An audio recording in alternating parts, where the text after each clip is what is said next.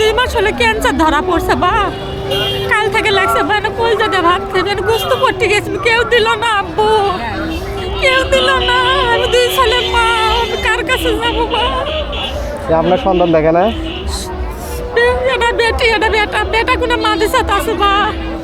বেটা কোনো মাদ্রাসা থুসি বাবা তাই যাক ভালো করছেন ভালো ভালো করছেন কাজ করছি বা আমি মাদ্রাসা থুসি বা খুব অসহায় হয়ে গেছি আল্লাহ জানে তোমাকে ভালো করে খুব অসহায় হয়ে গেছি বা জীবটা কত কি খাবার মন যায় আমরা পাইনি বাবা মরে গেছে খুব যাক কষ্ট মন খারাপ করেন না কান্নাকাটি করেন না আল্লাহ ভরসা হ্যাঁ কান্নাকাটি করেন না আমি খুব অসহায় হয়ে গেছি বা তাহলে ক্যান্সার ধরা পড়ছে ক্যান্সার ধরা পড়ছে ক্যান্সার ধরা পড়ছে বা ঠ্যাঙে মারা চিকিৎসা করলো যে মেডিকেলে করলো বা পরে ভাত লেসে থুসি বা এক বড়ির দাম 1800 টাকা ফিরেও দিছে বা হুম ফিরে দিছে কি করবো মানে সাবার আছে তাহলে আপনার বাড়ি কই হলো জয়পুর পাড়া বা জয়পুর পাড়া ও আচ্ছা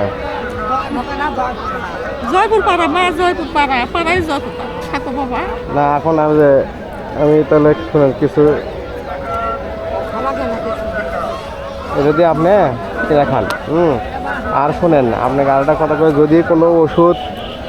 কোনো কিছু লাগে কিংবা ওখানে আমার ওখানে একটা থাকার আশ্রম কেন্দ্র আমি করতেছি বুঝছেন কুটে বাবা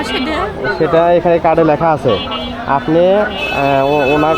কিংবা আপনিই যাবেন ওখানে থাকা খাওয়া ইনশাল্লাহ সব কিছু আমি ব্যবস্থা করবো কুটে সেটা বাবা এখানে সব কিছু লেখা আছে ঠিক আছে ঠিক তো আছে বাবা। আপনার ছেলে কত বড় ছেলে কত বড় বা মাদ্রাসা আছে নাম শুনছো শিখবঞ্জ মুলাম গাড়ি বা ওটি থুসি বা স্বামী কয় বছর ধরে অসুস্থ স্বামী এই তো বা 2 বছর হলো পরে আছে বা 2 বছর ধরে খুব কষ্ট পাইছি বা খুব কষ্ট 2 বছর পড়ছে তাহলে থাক কি বলবো আপনি আপনার ভাই আত্মীয় স্বজন তাও দেখে না বাপ মাও মরে গেছে বাবা বাপ মাও মরে গেছে যাই হোক ওনার খাওয়ার ইচ্ছা হয়েছে ওটা দিয়ে আপনি খাওয়ান আর হচ্ছে না আমি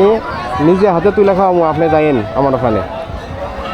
এই নাম্বারে ফোন দেবো এক সপ্তাহ পরে আমার ওখানে রেডি হতে একটু সময় লেগেছে বুঝছেন মানে ওটা ঘর আপনাদের থাকার জন্য ঘর ব্যবস্থায় একটু সময় লাগতেছে আপনি 1 সপ্তাহ পরে আমার সাথে যোগাযোগ রাখবেন আচ্ছা বাবা আচ্ছা আচ্ছা শোনা ঠিক আছে আপনি ভালো আচ্ছা থাকেন বাবা, হ্যাঁ আচ্ছা বাবা আচ্ছা আল্লাহ ভরসা আল্লাহ আসসালামু আলাইকুম ওয়ালাইকুম সালাম না হে বাবা তুমি আল্লাহ ভালো থাকবা তুমি ভালো থাকবা আল্লাহ তোমার সঙ্গে শান্তি থাকবা ইনশাআল্লাহ কষ্ট